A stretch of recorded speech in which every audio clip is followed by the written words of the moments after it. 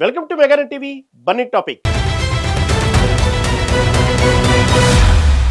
ముసలి నక్కకు తీపి మాటలు, ముళ్ళ కంచెకు కపటపు వేషాలన్నట్లుంది పాకిస్తాన్ తీరు. ఒకవైపు దేశం ఆకలి కేకలతో అలమటిస్తుంటే మరోవైపు దాయాది దేశం భారత్పై విషం చిమ్మేందుకు కుట్రలు చేస్తూనే ఉంది. ఏప్రిల్ నెల భారతీయుల గుండెల్లో ఒక మాయని మచ్చ. గతేడాది పహల్గాం రక్తసిక్తమైన వేళ 26 మంది అమాయక ప్రాణాలు గాలిలో కలిసిపోయాయి. ఆ గాయం మానక ముందే సరిగ్గా ఏడాది పూర్తవుతున్న వేళ పాకిస్తాన్ మరో దుస్సాహసానికి సిద్ధమవుతుందా? నిఘా వర్గాల హెచ్చరికలు ఏం చెబుతున్నాయి? రక్షణ మంత్రి రాజ్నాథ్ సింగ్ ఇచ్చిన స్ట్రాంగ్ వార్నింగ్ వెనుక ఉన్న అసలు కథ ఏంటి? ఆపరేషన్ సింధూర్ 2.0తో భారత్ సిద్ధంగా ఉందా?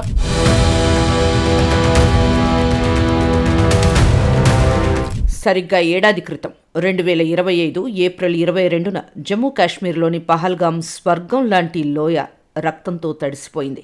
ది రెసిస్టెన్స్ ఫ్రంట్ అనే లష్కరే తోయిబా అనుబంధ సంస్థ చేసిన ఆ కిరాతక దాడిలో 26 మంది పర్యాటకులు, స్థానికులు బలయ్యారు. కోకర్నాగ్ అడవుల నుంచి బైసరన్ లోయ వరకు దాదాపు 22 గంటల పాటు ట్రెక్కింగ్ చేస్తూ వచ్చి ఉగ్రవాదులు ఈ ఘాతుకానికి పాల్పడ్డారు. ఆ రోజు భారత్ కన్నీరు పెట్టింది. ఆ కన్నీటి చుక్క ఇంకా ఆరకముందే సరిహద్దుల్లో మళ్లీ అలజడి మొదలైంది. పాకిస్తాన్ తన అలవాటు ప్రకారం మళ్లీ కాల్పుల విరమణ ఒప్పందాన్ని తుంగలో తొక్కేందుకు సిద్ధమవుతోంది.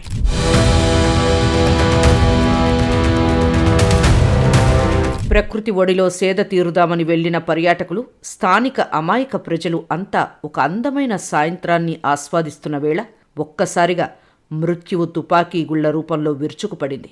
సరిగ్గా ఏడాది క్రితం 2025 ఏప్రిల్ 22న పహల్గాం గడ్డపై ఉగ్రవాదులు రక్తపాతం సృష్టించారు. 26 మంది ప్రాణాలు గాల్లో కలిసిపోయాయి. ఆ గాయం జరిగి ఏడాది గడుస్తున్నా నేటికి ఆ బాధితుల కళ్లల్లో నీరు ఆరలేదు. కోకర్నాగ్ అడవుల నుంచి బైసరన్ లోయ వరకు ఉగ్రవాదులు సాగించిన ఆ 22 గంటల మృత్యుయాత్ర వెనక భయానక నిజాలు ఉన్నాయి.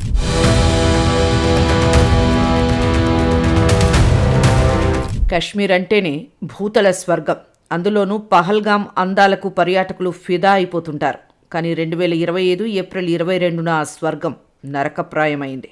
అమాయక పౌరులే లక్ష్యంగా ఉగ్రవాదులు జరిపిన ఈ దాడిలో ఏకంగా 26 మంది ప్రాణాలు కోల్పోయారు. ఈ దాడి ఆకస్మికంగా జరిగింది కాదు. దీని వెనుక ఒక పక్కా ప్లాన్ ఉంది.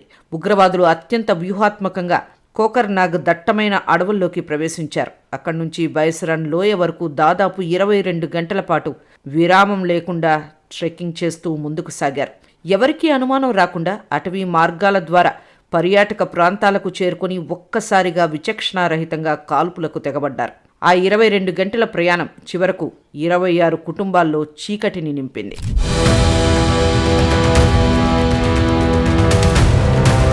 ఈ మారణ హోమం సృష్టించింది ఎవరు అనే ప్రశ్నకు సమాధానం దొరకడానికి ఎంతో సమయం పట్టలేదు.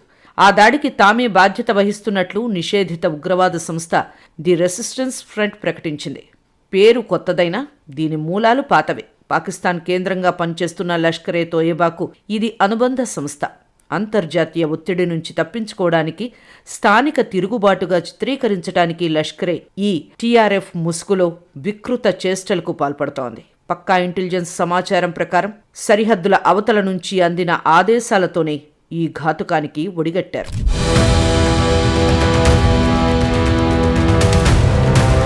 దాడి జరిగిన ప్రదేశంలో నేటికి బుల్లెట్ గుర్తులు ఆనాటి భీభత్సాన్ని గుర్తు చేస్తూనే ఉన్నాయి. మరణించిన వారిలో పర్యాటకులు మాత్రమే కాదు, పర్యాటకులపై ఆధారపడి బతికే స్థానిక కార్మికులు కూడా ఉన్నారు. గాయం ఇంకా మానలేదు అన్నట్లుగా ఆ ప్రాంతంలో భద్రత పెరిగిన ప్రజల గుండెల్లో గూడు కట్టుకున్న భయం మాత్రం ఇంకా తొలగలేదు. సైన్యం అటవీ ప్రాంతాల్లో జల్లెడ పట్టినా ఉగ్రవాదులు ఉపయోగించిన ట్రెక్కింగ్ రూట్స్, వారి స్థావరాలు భవిష్యత్తులో ఇలాంటి దాడులు జరగకుండా ఉండటానికి ఒక సవాల్గా మారాయి.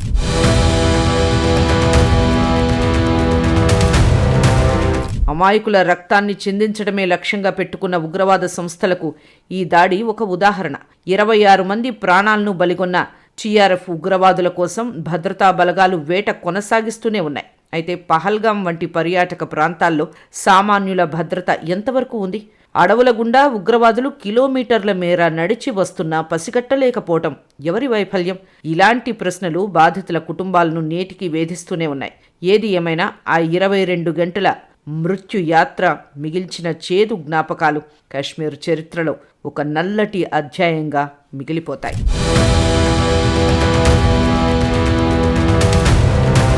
కట్ చేస్తే ఏప్రిల్ 2026 సరిగ్గా పహల్గాం దాడి జరిగి ఏడాది గడుస్తున్న వేళ మళ్లీ అలాంటి రక్తపాతానికే పాకిస్తాన్ వ్యూహరచన చేస్తోంది. భారత్ సరిహద్దుల్లోని లాంచింగ్ ప్యాడ్ల దగ్గర ఉగ్రవాదుల కదలికలు పెరిగాయని, ఐఎస్ఐ పర్యవేక్షణలో శిక్షణ పొందిన ముఠాలు భారత్లోకి చొరబడేందుకు సిద్ధంగా ఉన్నాయని ఇంటెలిజెన్స్ వర్గాలు స్పష్టం చేస్తున్నాయి. గతంలో 22 గంటల పాటు ట్రెక్కింగ్ చేసి ఏ విధంగానైతే పహల్గాంలో మారణ హోమం సృష్టించారో అదే తరహాలో అటవీ మార్గాల ద్వారా పర్యాటక ప్రాంతాలను లక్ష్యంగా చేసుకోవాలని ఉగ్రవాదులకు ఆదేశాలు అందినట్లు తెలుస్తోంది.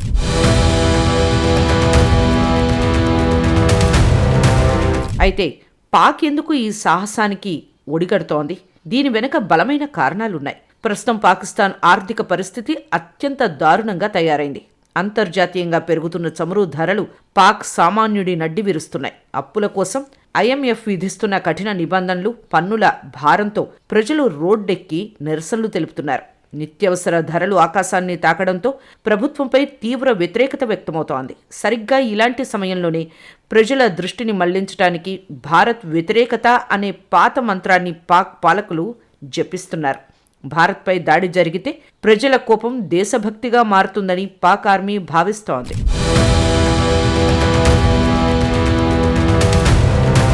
పాకిస్తాన్ పరిస్థితి ఇప్పుడు ముందు నుయ్యి వెనక గొయ్యిలా మారింది. ఒకవైపు ఆఫ్ఘనిస్తాన్తో సరిహద్దు యుద్ధం ముదురుతోంది. మరోవైపు సొంత రాష్ట్రాలైన ఖైబర్ పఖ్తూన్ఖ్వా, బలూచిస్తాన్లో పాక్ వ్యతిరేక ఉద్యమాలు ఉవ్వెత్తున ఎగసిపడుతున్నాయి. బలూచ్ రెబల్స్ పాక్ సైన్యంపై వరుస దాడులు చేస్తున్నారు. ఈ అంతర్గత విచ్ఛిన్నం నుంచి తప్పించుకోవడానికి ఉగ్రవాదమే ఏకైక మార్గమని ఇస్లామాబాద్ నమ్ముతోంది. అంతర్జాతీయ రాజకీయ పరిణామాలను కూడా పాకిస్తాన్ తనకు అనుకూలంగా మార్చుకోవాలని చూస్తోంది. ప్రస్తుతం అమెరికా తన పూర్తి శక్తిని ఇరాన్ వ్యవహారాల్లో కేంద్రీకరించింది. అమెరికా, ఇరాన్ ఉద్రిక్తతల వల్ల ప్రపంచ దృష్టి పశ్చిమాసియాపైనే ఉంది. రష్యా ఉక్రెయిన్ సంక్షోభం ఎలాగూ కొనసాగుతోంది. ఈ సమయంలో భారత్పై దాడి చేస్తే అంతర్జాతీయంగా పెద్దగా ప్రతిఘటన ఉండదని, ప్రపంచ దేశాలు బిజీగా ఉన్న ఈ గ్యాప్లో తన పంతం నెగ్గించుకోవచ్చని పాక్ దుష్ట ఆలోచన చేస్తోంది.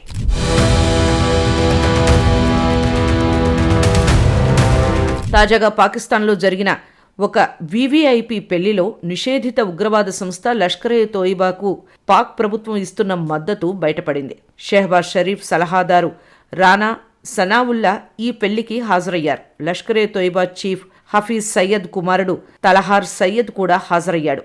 రానా సనావుల్లా ఆయన్ను ఆత్మీయంగా ఆలింగనం చేసుకున్నారు. ఎంపీలు, మంత్రులు తలహార్ సయ్యద్తో ఫోటోలు దిగటానికి పోటీ పడ్డారు. హఫీజ్ సయ్యద్ను 31 ఏళ్ల జైలు శిక్ష పేరుతో జైల్లో పెట్టినా అడిగిన ప్రతిసారీ బెయిలిస్తూ పాక్ ప్రభుత్వం ఉగ్రవాదానికి ప్రోత్సాహం ఇస్తోందని ఈ సంఘటన నిరూపిస్తోంది.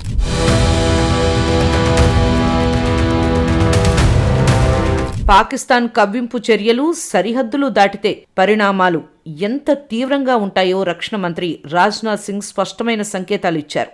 రక్షణ వర్గాల నుంచి అందిన అత్యంత కీలకమైన సమాచారంపై ఆయన స్పందిస్తూ భారత్ శాంతిని కోరుకుంటుందని, కానీ ఆ శాంతిని భగ్నం చేయాలని చూస్తే ఊరుకోబోమని హెచ్చరించారు. పాక్ భారత్పై దాడికి పాల్పడితే దానికి ధీటుగా మరింత కఠినంగా సమాధానం ఇస్తాం.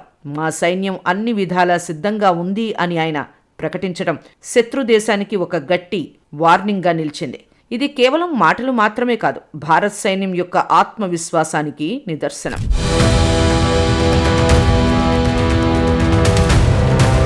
మంత్రి ప్రకటన వెలువడిన వెంటనే జమ్మూ కాశ్మీర్ సరిహద్దుల్లో భద్రతా వలయం మరింత కట్టుదిట్టమైంది. కేవలం గస్తీ పెంచడమే కాదు, సాంకేతిక పరిజ్ఞానాన్ని కూడా భారత్ భారీగా ఉపయోగిస్తోంది. సరిహద్దు రేఖ వెంబడి హైటెక్ డ్రోన్లు, థర్మల్ ఇమేజింగ్ కెమెరాలతో నిఘాను ముమ్మరం చేశారు. ఉగ్రవాదులు ఉపయోగించే సాంప్రదాయ ట్రెకింగ్ రూట్లు, అటవీ మార్గాలపై కన్నేసి ఉంచారు. స్థానిక నిఘా వర్గాలు మరియు ఆర్మీ ఇంటెలిజెన్స్ మధ్య సమన్వయాన్ని పెంచి ప్రతి చిన్న కదలికను ఎప్పటికప్పుడు విశ్లేషిస్తున్నారు.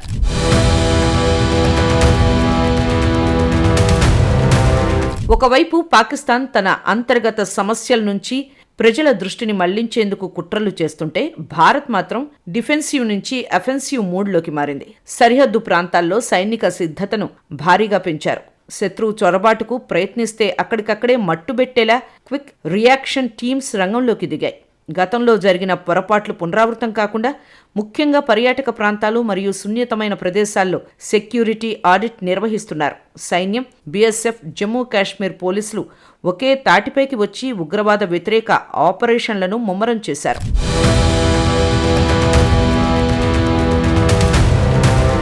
భారత్ తీసుకుంటున్న ఈ చర్యలు కేవలం పాకిస్తాన్కు మాత్రమే కాదు, అంతర్జాతీయ సమాజానికి కూడా ఒక స్పష్టమైన సందేశాన్ని పంపుతున్నాయి. అమెరికా, ఇరాన్ ఉద్రిక్తతల వల్ల ప్రపంచం దృష్టి మళ్లిన వేళ పాకిస్తాన్ చేసే ఏ చిన్న సాహసమైనా ఆ దేశానికి చివరి ప్రయత్నం కాక తప్పదు. రాజ్నాథ్ సింగ్ మాటల్లో చెప్పాలంటే, మేము ఎవరి మీద ముందుగా దాడి చెయ్యం, కానీ ఎవరైనా మమ్మల్ని తాకాలని చూస్తే వదిలిపెట్టాం.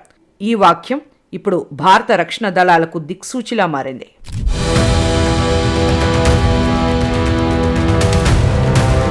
అమెరికాకు చెందిన కౌన్సిల్ ఆన్ ఫారిన్ రిలేషన్స్ 2025 డిసెంబర్లో విడుదల చేసిన నివేదికలో 2026లో భారత్, పాకిస్తాన్ మధ్య మరోసారి తీవ్ర ఉద్రిక్తతలు జరగనున్నాయి. 2025లో జరిగిన ఆపరేషన్ సింధూర్ సరిహద్దుల్లో ఉగ్ర కదలికలు, ఆయుధాల పోటీ ఇందుకు కారణమని తెలిపింది. భారత్ కూడా ఆపరేషన్ సింధూర్ను హోల్డ్లో పెట్టామని, అవసరమైనప్పుడు 2.0 మొదలు పెడతామని భారత్ హెచ్చరిస్తోంది. పాకిస్తాన్ కుట్రలు ఏమైనా సరే భారత్ అప్రమత్తంగా ఉంది. 2025 పహల్గాం దాడి తర్వాత భారత్ సరిహద్దు భద్రతను కట్టుదిట్టం చేసింది. ఉగ్రవాద కదలికలపై నిరంతరం నిఘా ఉంది. పాకిస్తాన్ మరో దుస్సాహసానికి పాల్పడితే 2019 బాలాకోట్ ఎయిర్ స్ట్రైక్ కంటే కఠినమైన సమాధానం సిద్ధంగా ఉంటుందని రక్షణ శాఖ స్పష్టం చేసింది.